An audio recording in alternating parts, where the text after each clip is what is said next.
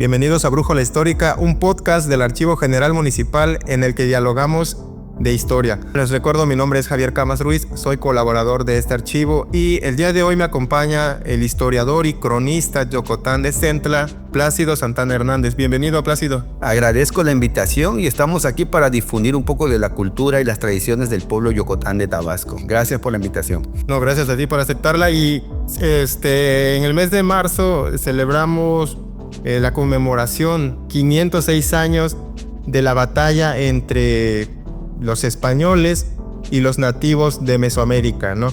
Tú has comentado mucho en tus intervenciones que has tenido en diversos eventos sobre esta visión que tienen los historiadores muy europea de narrar los acontecimientos, ¿no? Entonces me gustaría que nos dijeras tú, por medio de esta visión del nativo de Mesoamérica, ¿cómo podemos darle otra visión a esa batalla?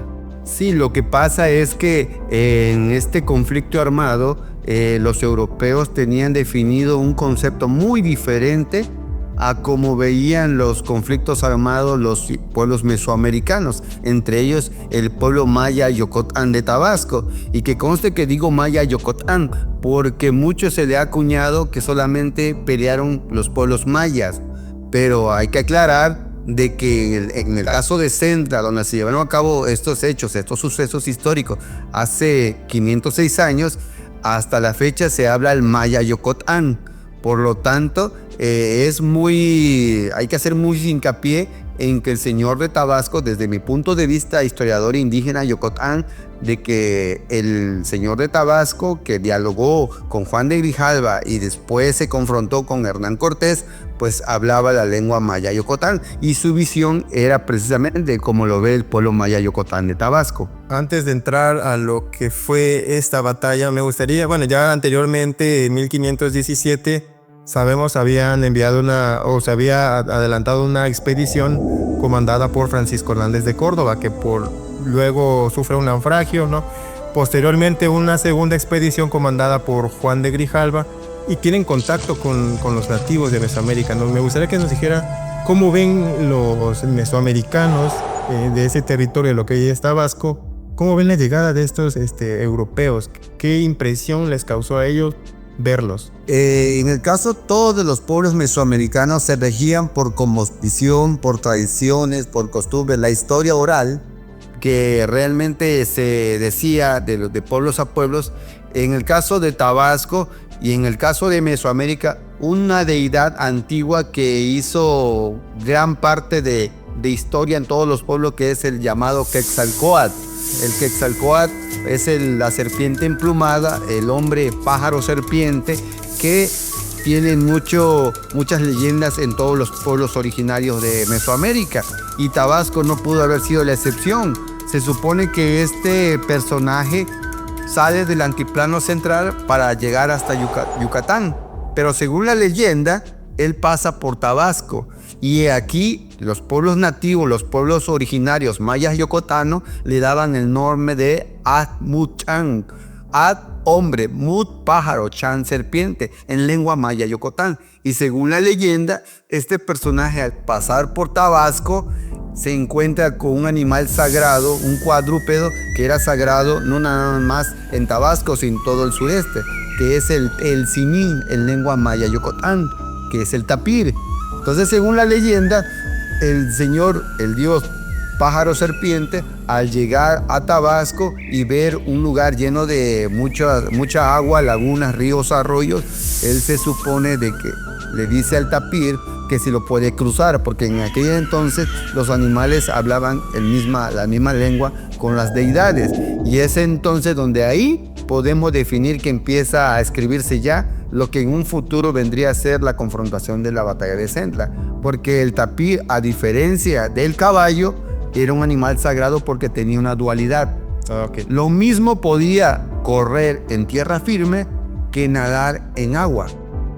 La deidad Ad-Mut-Chan, o el Quetzalcóatl, sube al lomo del tapir, y él dice entonces que él lo pasa por las zonas acuáticas de Tabasco. Según la leyenda, lo lleva al mar. Los antiguos mayas yocotanos de Tabasco lo ven, y según la leyenda, él promete regresar para recuperar su reino. Es ahí donde ya tenemos un antecedente de lo que en un futuro vendría a ser el jinete a caballo durante la batalla de Centla. Ok, que vamos a llegar a más adelantito a ese asunto.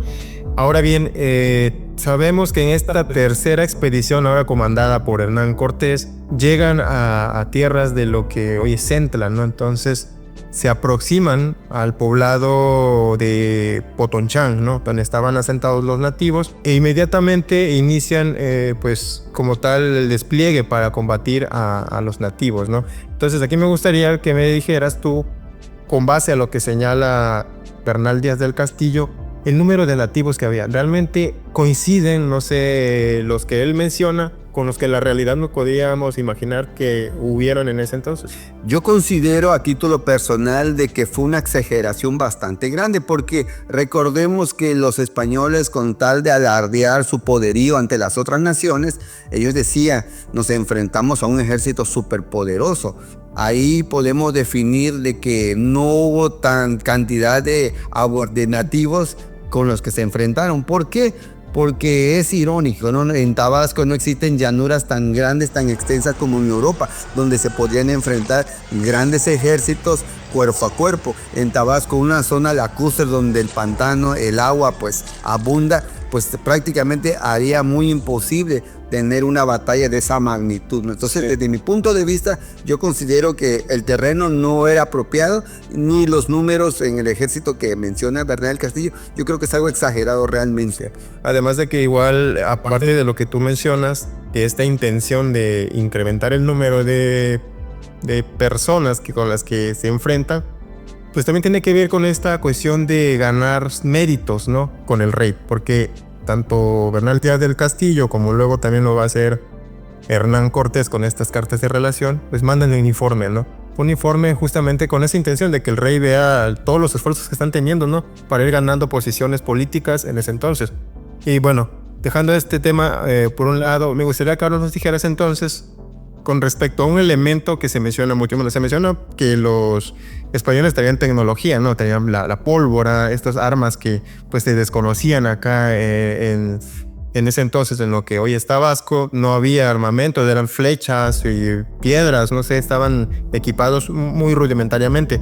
Entonces se menciona el jinete español, ¿no? Y ya tiene que ver con lo que tú mencionabas ahorita, de la leyenda pues del dios jinete, ¿no? Sí, prácticamente ahora sí que era un concepto muy diferente a lo que, les repito, el caballo era desconocido totalmente en Mesoamérica. Existía el telcimín o el tapir, que era un animal sagrado por excelencia. Al tener en contacto en la batalla al caballo, al jinete, de alguna u otra forma, pues prácticamente eso es lo que hace una confusión, y es donde confunden los historiadores convencionales de que el caballo influyó mucho para la derrota, que los indígenas al ver el caballo pues huyeron porque creían que eran unos centauros. Es algo que desde mi punto de vista es falso.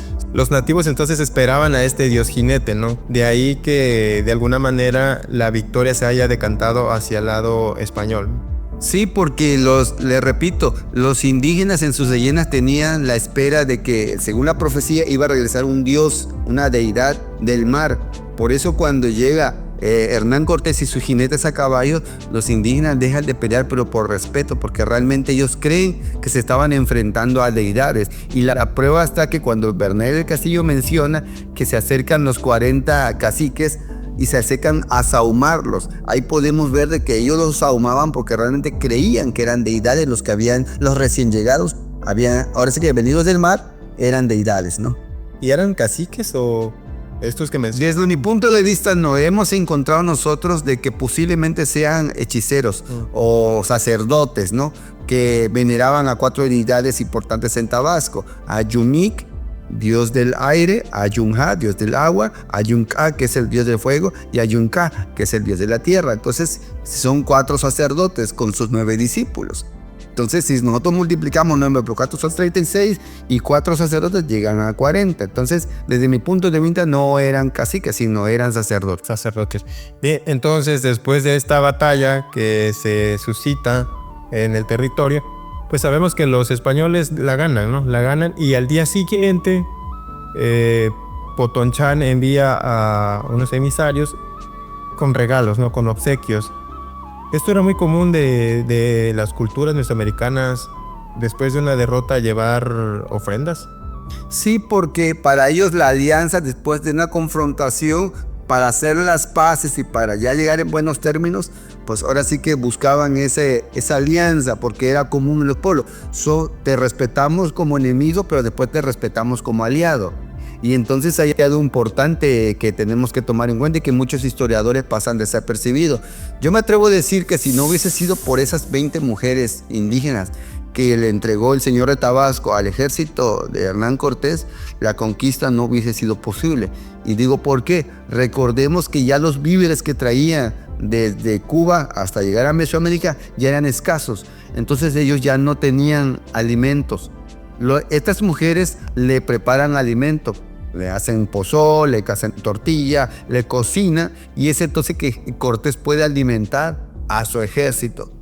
Fíjate, algo que pasa desapercibido. Si esas 20 mujeres no le hubiesen hecho la comida al ejército de Cortés, simple y sencillamente la conquista no hubiese sido posible. Por eso, de buena fe, los ejércitos indígenas le obsequian esto, pero Cortés aprovecha esto para beneficiarse dándole de comer a su ejército. Su ejército, no, pues que aparte tenían mucho tiempo de andar en el mar, ¿no? Como mencionas.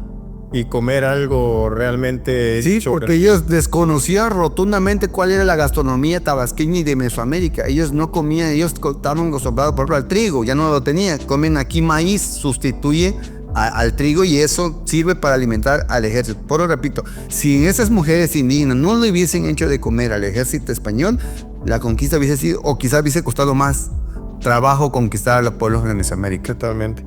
En la historiografía mexicana nos señala que el 15 de marzo de 1519, entonces, Hernán Cortés funda la villa de Santa María de la Victoria, ¿no? Pero en este momento también, simbólicamente menciona Bernal Díaz del Castillo 3 machetazos a la ceiba, ¿no? Que tú ahí has encontrado que no lo hace de manera fortuita, ¿no? Tiene un significado y me gustaría que emplearas. Claro, sí, porque recordemos que el árbol sagrado de los mayas del sureste mexicano, entre ellos los mayas yocotanos de Tabasco, veían a la ceiba como un árbol sagrado. En las ramas vivían sus deidades, en el tronco los hombres vivos y en las raíces era el inframundo. De ahí los altares de muertos. ¿Por qué son de 3 en Tabasco? Porque alude eso, a la ceiba. Entonces, cuando Hernán Cortés toma posesión de Centla a nombre de la corona española y de la Santa Iglesia, curiosamente le da 3 espadazos, pero no lo da ahora sí que fortuitamente, sí. O de manera así que fue coincidencia, sino él sabía completamente que de esta manera le demostraba